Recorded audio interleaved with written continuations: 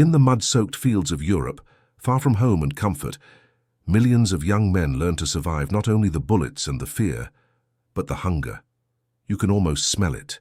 Damp earth, gunpowder, and something faintly warm, a stew, bubbling weakly over a tin flame. This is the untold story of the meals that kept soldiers alive, the food of fatigue, hope, and resilience. Today, we'll uncover 20 meals soldiers cooked in the trenches of World War I, dishes that tell a story not of gourmet flavor, but of endurance, camaraderie, and the human will to create warmth amid the cold machinery of war. 1. Trench stew, makanochi. It was the meal every British soldier knew, and most despised. A tin of makanochi stew, filled with turnips, carrots, potatoes, and fatty beef, floating in thin broth. When cold, it was jelly. When hot, greasy water. Yet, it was nourishment, and sometimes, with a little imagination, comfort. Soldiers would reheat it over candles or mix it with hardtack, crumbs to thicken it. 2. Bully beef and biscuits. Perhaps the most iconic wartime duo, canned corned beef, bully beef, and army biscuits hard enough to chip a tooth. Soldiers learned to crush the biscuits into porridge or soak them in coffee to soften them. Paired with bully beef, this became a symbol of the British and Commonwealth trenches, bland, cold, and endlessly repetitive. 3. Hardtack soup. When rations ran low, creativity became survival.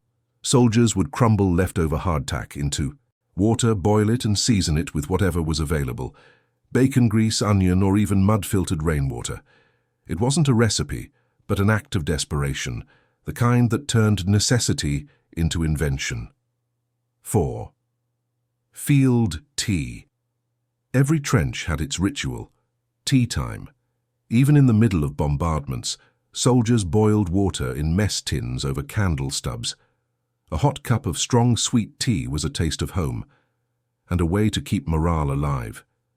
Sometimes it was mixed with condensed milk, or even rum when spirits were low. 5. French poilu onion soup. For the French poilus, onions were gold. Onion soup, simple, fragrant, warming, could turn a tin of water and a crust of bread into something nearly sacred. Soldiers often bartered onions between units like currency, trading for extra salt or a spoonful of butter. 6. German Erbswurst, pea sausage soup. The German army had its own innovation, Erbswurst, a compressed pea soup sausage that dissolved in hot water.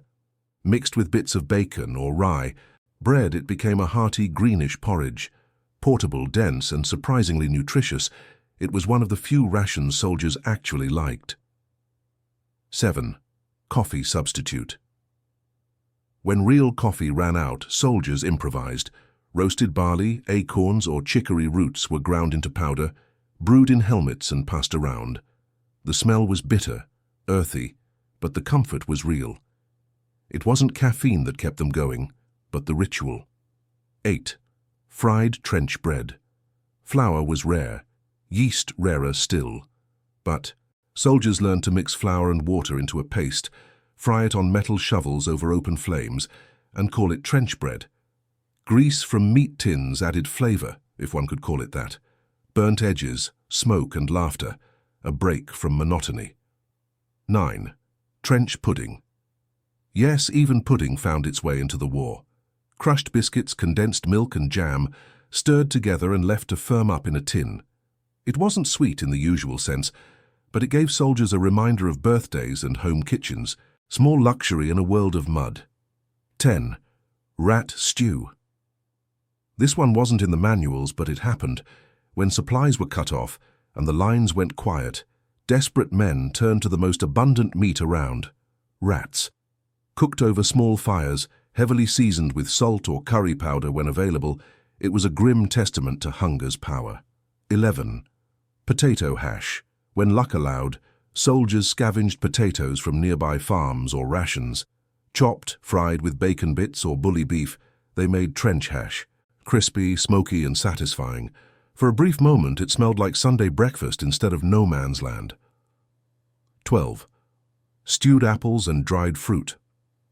From Red Cross parcels or care packages, soldiers sometimes received dried apples, raisins, or prunes.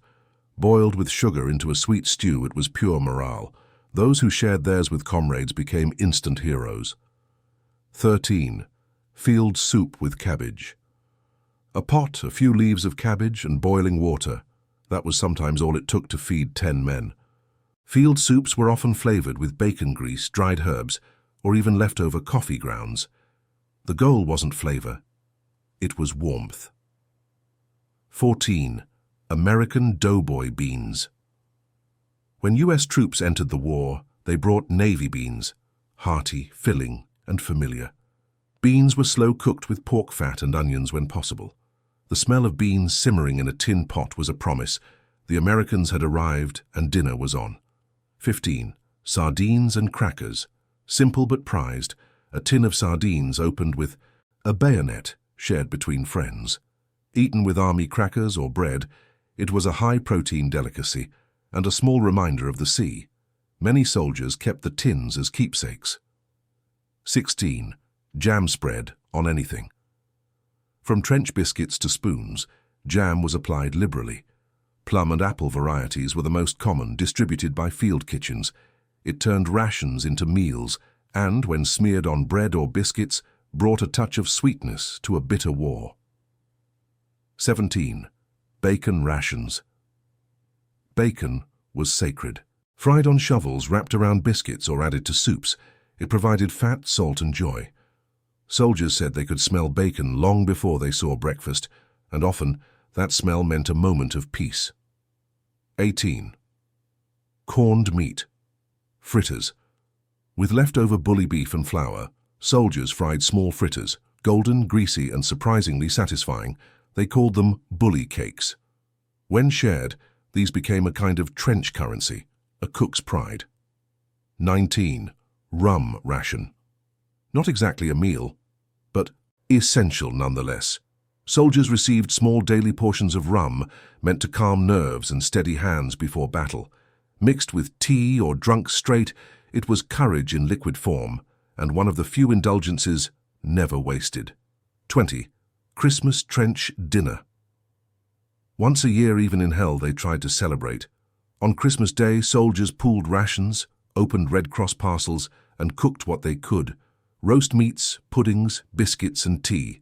There were songs, laughter, and for a few hours, silence across the battlefield. It was proof that even amid mud and death, the human heart remembered how to feast. When you picture World War I, you think of battles, trenches, and endless grey skies. But between the explosions and the silence, there was another story, one told in mess tins, spoons, and shared meals. These 20 dishes weren't recipes of taste, but of resilience. Each one a symbol of the will to live, to care, and to remember what home felt like, even when home was half a world away. Because sometimes survival isn't about what you fight with, it's about what you cook with.